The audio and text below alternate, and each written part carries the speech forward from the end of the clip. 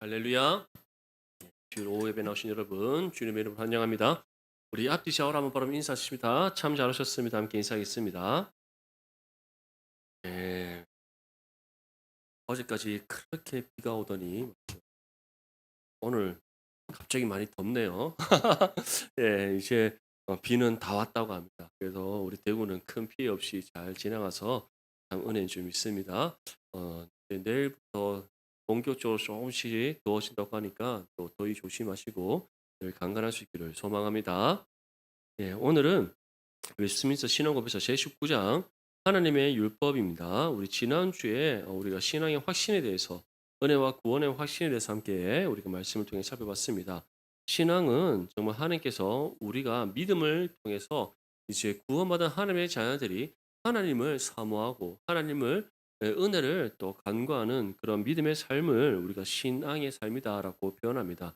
근데 이런 신앙의 삶을 살아감에 있어서 하나님께서는 말씀의 진리로 우리에게 은혜로 정말 하나님의 살아계심을 증거해 주시고 성령이 우리 가운데 임하셔서 함께 하시는 은혜로 우리를 하여금 믿음의 확신 가운데 신앙의 삶을 살아가게 하십니다.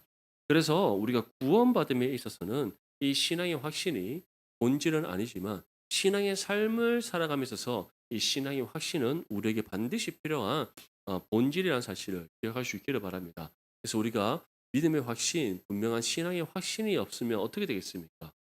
예. 어느 날 갑자기 아브라함처럼 뭐 애국을 갚으든지 맞죠? 롯처럼 소돔을 가버리지 그렇게 되는 겁니다. 근데 분명한 신앙의 확신을 탁 붙잡고 살아가면 어떻겠습니까? 흔들리지 않고 말씀 가운데 굳건하게 있어서 주의 뜻을 따라 행하는 믿음의 삶이 될 줄 믿습니다. 그래서 우리가 신앙의 확신 가운데 주의 뜻을 따라 살아가고 또 경건의 훈련을 통하여서 하나님과 또 온전히 하나님을 이룰 때 하나님께서 우리에게 주시는 은혜의 열매, 평화의 기쁨이라든지 또 사랑과 감사라든지 또 하나님의 뜻이 우리를 통해 이루어지는 그런 은혜의 열매들을 통하여 더욱더 분명한 신앙의 확신에 대한 증거를 갖게 하신다는 것을 분명히 우리에게 전하고 있습니다. 우리 모든 성도님들의 삶이 정말 신앙의 확신 가운데 거하는 삶이 되어서 하나님 앞에 합당한 열매의 영광 올려드리는 믿음의 삶이 될 수 있기를 축복합니다. 오늘은 19장 웨스트민스터 신앙법에서 19장 하나님의 율법입니다. 오늘 1항부터 4항까지 함께 우리 살펴보도록 하겠습니다. 먼저 1항의 1번인데 행위 언약으로 주신 율법의 조건은 무엇인가요? 네, 행위 언약이라는 것은 구약의 이스라엘 백성들에게 모세를 통해 율법이 주어졌을 때 하나님께서는 그들에게 어떻게 구원받는다라고 말씀하셨습니까? 바로 하나님께 주신 이 율법을 1.1에게 틀림도 없이 온전히 지켜 행할 때 하나님께서 그들을 구원하신다라고 하셨습니다. 그래서 1항의 첫 번째 밑줄에 보면 인격적이며 완전하고 엄밀하고 영구한 순종의 의무로 주셨다. 그래서 율법을 온전히 준수함으로 구원받는 그 언약이 바로 행위 언약입니다. 그런데 이 행위 언약이 실제적으로 이루어졌습니까? 이루어지지 않았습니까? 히브리서 11장의 믿음장에서 나오듯이 어느 누구 할 것 없이 행위 언약을 온전히 준수했기에 구원받은 것이 아니라 바로 모두가 믿음으로 구원받은 줄 믿습니다. 아브라함도 믿음으로 구원받았고 이삭과 야곱도 믿음으로 구원받았고 노아도 믿음으로 구원받았고 구약의 모든 우리 믿음의 선진들이 바로 율법의 준수가 아니라 하나님을 믿음으로 구원받았음을 믿으시기를 소망합니다. 그래서 중요한 거 여기 갈라디아서 3장 10절 말씀이 중요합니다. 무릇 율법 행위에 속한 자들은 저주 아래에 있나니 기록된 바 누구든지 율법책에 기록된 대로 모든 일을 항상 행하지 아니하는 자는 저주 아래에 있는 자라 하였습니다. 이 말은 곧 누구도 율법의 행위로 구원받을 수 없음을 말씀하는 겁니다. 그래서 이 행위 언약을 하나님께서 주셨지만 실제적으로 이 행위 언약을 주신 목적은 너희가 진짜 율법 다 지켜 행하면 1.1에 틀림없이 다 지켜 행하면 너희 구원하겠다. 어, 그 그런 의미도 있겠지만 하나님께서 행위 언약을 주신 이유는 누구든지 행위로는 구원받을 수 없다라는 것. 너희가 얼마나 죄악된 존재이고 너희가 얼마나 열악하고 부족한 존재인지를 이 행위 언약을 통해서 깨닫게 하시기 위해 주신 겁니다. 그러면서 하나님께서는 구약의 선지자를 통해서 어떠한 예언을 주셨습니까? 이 땅에 오실 메시아에 대한 예언, 그가 오셔서 이루실 구원에 대한 약속을 주셨고 이제 예수님께서 이 땅 가운데 오셔서 십자가의 죽음과 부활을 통해 구원을 이룸으로써 우리에게 어떠한 언약이 주어졌습니까? 은혜의 언약. 누구든지 예수님을 믿음으로 구원받는 새로운 새 언약인 은혜의 언약이 우리에게 주어졌던 겁니다. 사랑하는 성도 여러분, 이처럼 우리는 행위로서가 아니라 믿음으로 구원받은 줄 믿습니다. 그리고 이것은 무엇이다? 하나님께서 우리에게 값없이 베푸르신 은혜의 선물이다. 그렇게 우리가 정말 받은 은혜에 합당하게 하나님을 믿고 섬기고 주의 뜻대로 행하며 주어진 복음의 사명을 우리가 온전히 감당함이 마땅한 줄 믿습니다. 2항의 1번 타락 이후에 행위 언약의 규범은 폐지되었나요? 폐지되었을까요? 폐지되지 않았을까요? 폐지되지 어, 타락 이후에 행위 언약의 규범은 폐지된 것이 아니라 첫 번째 줄에 보면 타락한 후에도 계속하여 의에 관한 완전한 법칙이 되게 하셨다. 폐지되었다면 구약의 말씀은 더 이상 우리에게 특별히 이 율법이 기록된 모세오경은 우리 가운데 필요가 없습니다. 그렇지 않겠습니까? 어, 보통 이렇게 묻는 분들이 있습니다. 예수님을 통해서 이제 구원이 이루어졌고 누구든지 예수님 믿음으로 구원받고 그러면 신약만 있으면 되지 구약은 더 이상 필요 없는 것은 아닌가? 아닙니다. 왜냐하면 하나님의 말씀은 구원 계시의 발전으로 이루어졌기 때문에 창세기 세상의 처음의 시작으로부터 하나님께서 이 종말의 때까지 이 모든 성경 66권의 말씀은 하나님의 구원의 계획과 성취와 완성이라는 계시의 발전적인 방법으로 우리에게 기록해 주셨기 때문에 이 모든 말씀이 우리에게 주어진 하나님의 말씀이요 이 모든 말씀이 우리에게 필요한 말씀이고 이 모든 말씀을 통해 우리는 누구를 알게 됩니까? 하나님을 알고 하나님을 바르게 믿고 섬길 수가 있다는 것을 분명히 기억할 수 있기를 바랍니다. 그렇기 때문에 행위 언약의 규범인 이 율법이 우리의 구원과는 상관없지만 우리의 신앙의 삶에 있어서 중요한 지침으로서는 여전히 유효하고 완전한 법칙임을 기억할 수 있기를 바랍니다. 그래서 야고보서 2장 8절 말씀에 너희가 만일 성경에 기록된 대로 내 이웃 사랑하기를 내 몸과 같이 하라 하신 최고의 법을 지키며 자라는 것입니다.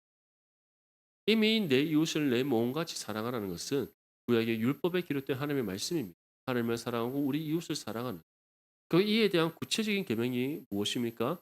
하나님께서 10가지의 규범으로 주신 10계명입니다. 그래서 타락 이후에도 이 행위 언령의 규범은 여전히 의에 관한 완전한 법칙으로 우리에게 주어져 있음을 기억할 수 있기를 바랍니다. 이번에 타락 이후 이 행위 언령의 규범은 어디에 요약적으로 나타났나요? 2항의 두 번째 줄을 보면 10계명으로 주셨다. 요약적으로 나타난 10계명. 이 구약의 전체 율법이 딱 10가지로 요약한다면 바로 10계명입니다.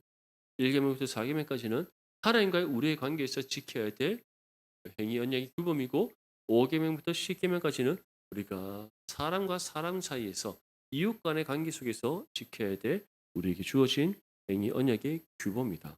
신명기 10장 4절 말씀에 여호와께서 그 총의 날에 산 위 불 가운데서 너희에게 이르신 10계명을 처음과 같이 그 판에 쓰시고 그것을 내게 주시오. 첫 번째 10계명 두돌판은 모세가 어떻게 했습니까? 탁 받아서 내려왔더니 아론과 이스라엘 백성이 무엇을 만들어 놓고 섬기고 있었죠? 황금 송아지 만들어 놓고 섬기고 있었더니 화가 나갖고 그 두돌판을 그대로 막 던져서 황금 송아지와 두돌판을 한 번에 동시에 깨뜨려 버렸습니다. 그래서 다시 하나님께서 이제 신명기의 말씀에 보면 이 두돌판을 주셨다라고 되어 있습니다.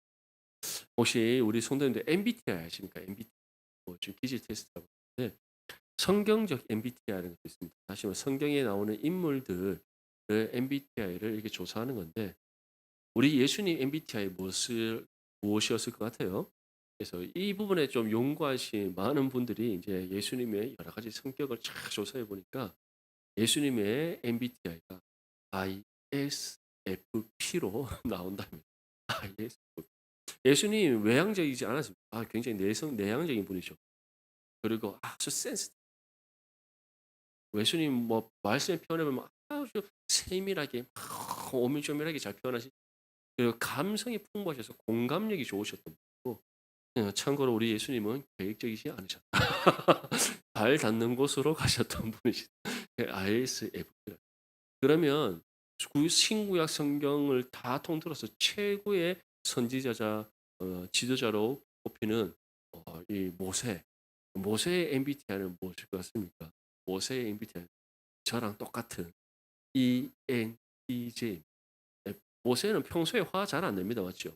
웬만한 거 그냥 그러려니 넘어가고 뭐 어때 하고 그냥 다 사람 좋은 것 같은데 하나 마음에 안 드는 딱 꽂히면 이제 분노를 조절하니까 예, 물론 모세도 이후에는 어떻습니까?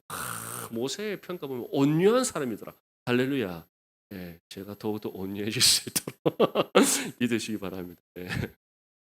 이처럼 성경의 각각의 인물들도 다 자신의 기질들이 있지만 중요한 것은 바로 이 행위 언약의 규범, 특별히 이 십계명의 말씀을 비롯한 이 규범을 온전히 지켜 행하는 삶을 통해서 그들이 어떠한 모습으로 세워져 갔다? 주님 보시기에 합당한 믿음의 모습으로 세워졌다는 것을 우리는 볼 수 있습니다. 그래서 타락 이후의 행위 언약의 규범은 이 십계명에 요약되어 있습니다. 그래서 우리가 정말 이 십계명의 말씀만 우리가 잘 마음에 새기고 이 말씀대로만 우리가 잘 살아가도 하나님과 우리의 관계가 온전히 하나됨을 이루는 영적 깊은 사귐의 관계가 되고 또 우리가 한 몸이는 지체와 이웃들 간에서도 그리스도의 사랑 안에서 온전히 서로 함께 사랑하고 섬기는 아름다운 관계를 이루어가기를 주님 믿습니다.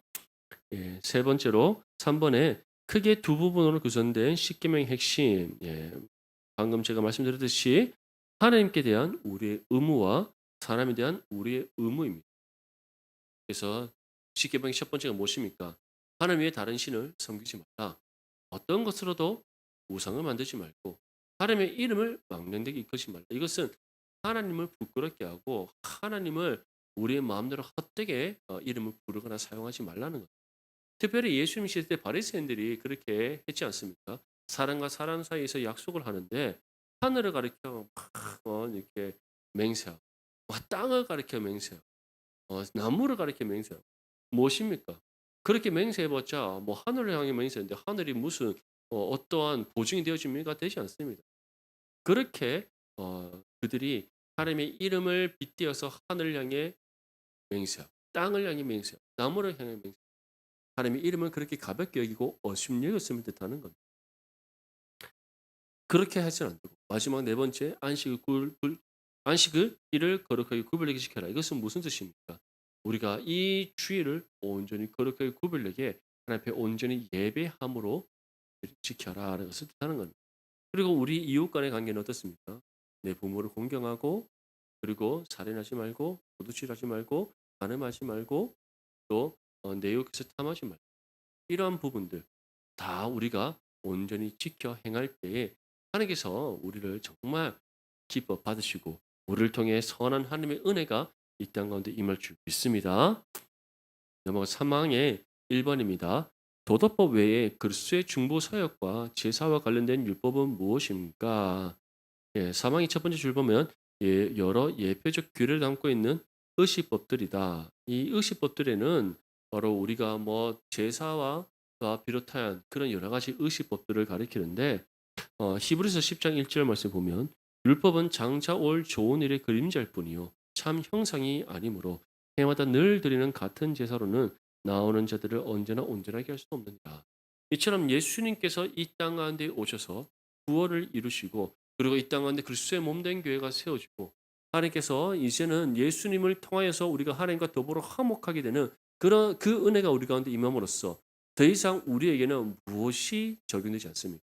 바로 이 구약에 담고 있는 이 율법에 담고 있는 이 의식법이 더 이상 우리에게 적용되지 않는 겁니다. 우리 요즘 예배 나올 때 큼과 티가 없는 어린 양 가지고 오십니까? 이렇게 제사로 드리기 위해 안 가지고 오지 않어요. 맞죠? 우리가 뭐 비둘기 잡아 옵니까? 맞죠? 아니면 곡물을 가지고 옵니까? 아니면 뭐 소를 갖고 옵니까? 맞죠? 다시 말해 이런 제사와 관련된 의식법들 이것은 더 이상 우리에게 적용되지 않습니다. 오히려 이것은 무엇을 예표적으로 보여줬던 의식법들이에요. 예수님께서 장차 이 땅 가운데 오셔서 행하실 십자가의 죽음에 대한 그 예표를 우리에게 보여줬던 하나의 의식법입니다. 흠없는 어린 양, 흠없는 소, 비둘기, 곡식 이런 모든 것들이 결국 누구를 대신하여 하나님 앞에 드려지는 희생 제물이었습니다. 죄인된 우리를 대신하여 드려진 희생 제물이에요. 근데 이것이 온전한 희생 제물이 될 수 있습니까? 없습니까? 될 수 없었던 거예요. 그렇기 때문에 번제를 드릴 때마다 제물을 드려야 되고 뭐 속죄제를 드릴 때마다 속건제를 드릴 때마다 어떠한 것이든 하나님께서 제정하신 규례를 따라서 이 의식법들을 지켜갈 때는 항상 제물을 드려야 했던 거예요. 하지만 우리 주님께서는 어떻습니까? 완전하고 온전한 희생 제물로 자신을 하나님께 드리심으로써 우리와 하나님과의 그런 죄의 문제를 온전히 해결하셨다. 단번에 완벽하게 해결하셨다. 그렇기 때문에 우리는 더 이상 어떠한 재물을 가지고 우리가 하나님 앞에 우리의 죄의 씻음을 위하여 드리지 않습니다. 오히려 우리의 유일한 구속주이시며 구원자이시는 예수 그리스도의 이름을 의지하여 우리가 하나님 앞에 나와 예배드리는 줄 믿습니다. 얼마나 감사한 일입니까? 안 그러면 우리 맨날 양이나 소 하나 잡아서 와야 되는데 그럴 필요가 없이 말이죠. 이 몸만 다 단정하게 정말 하나님의 은혜를 사모하는 마음으로 예배의 자리에 나올 수 있는 이게 주어진 복된 은혜인 줄 믿습니다.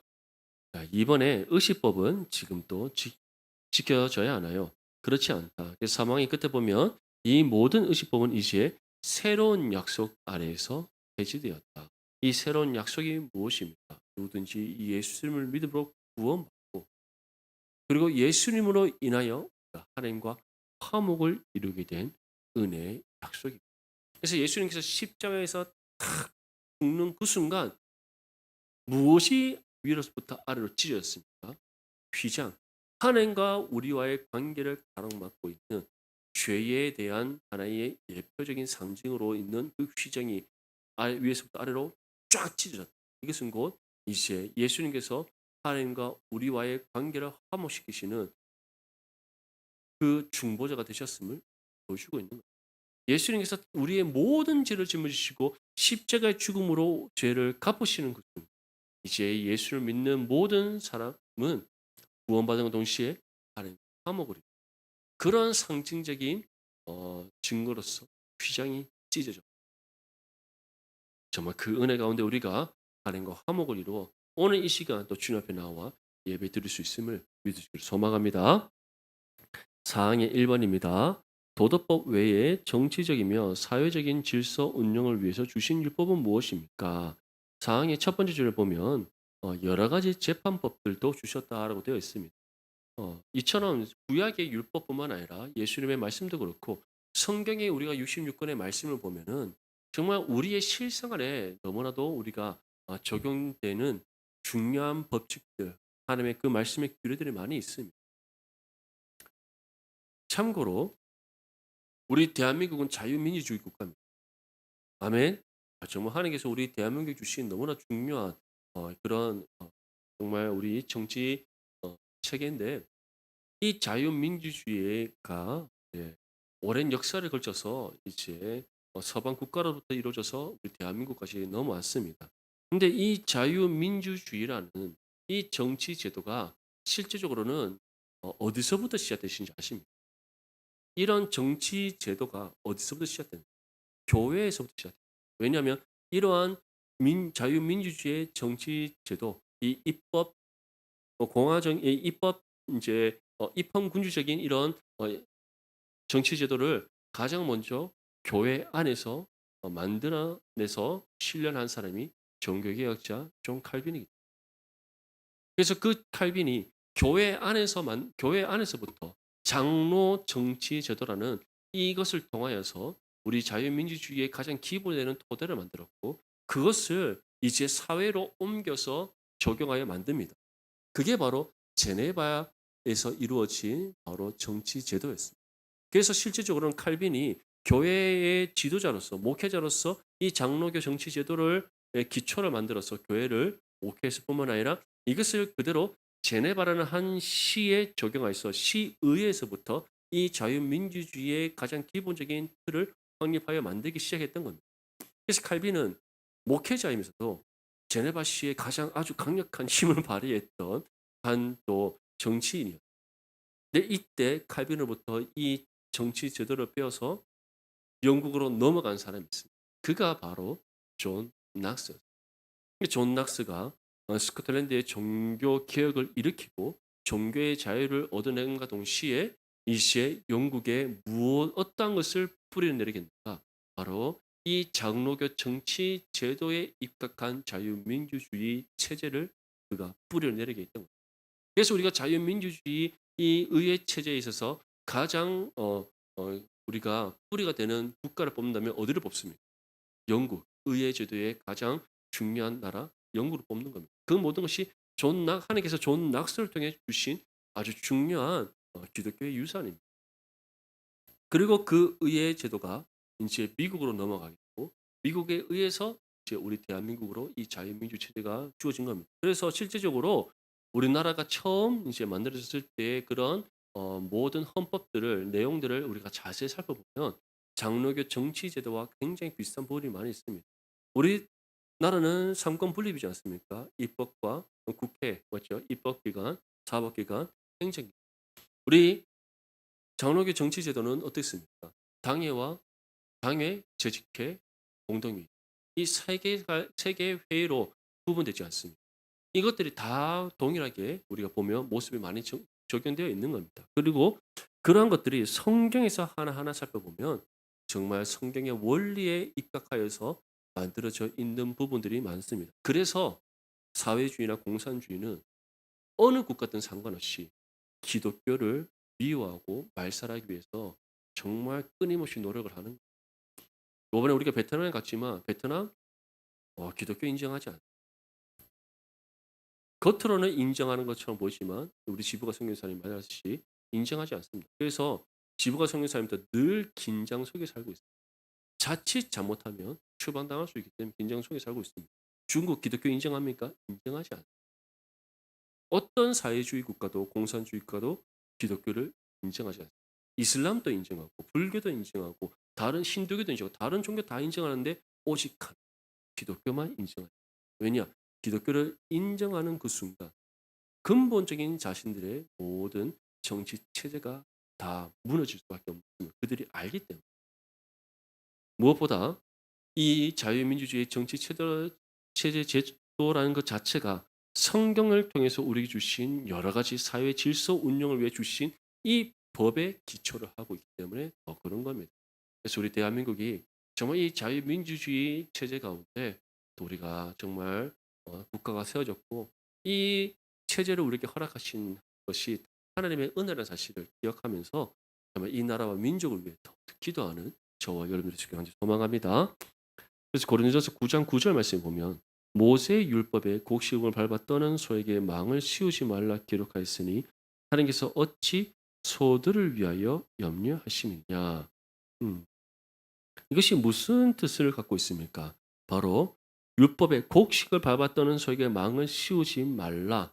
이것은 단순히 소를 위해서 어떻게 염려하셔 주신 것이 아니라 하나님께서는 바로 농사를 짓는 부분에 있어서 어떻게 이스라엘 백성들에게 효율적으로 효과적인 결과를 얻을 수 있을지 삶의 지혜를 말씀을 통해 주셨음을 뜻하는 마찬가지로 하나님께서는 교회에 있어서도 우리의 신앙의 삶에 있어서도 이 사회를 이루어가고 운영해 감에 있어서도 하나님의 일반 은총의 섭리 가운데 하나님께서는 말씀을 통하여 우리에게 선한 지혜를 주신다는 사실을 믿으시기를 소망합니다.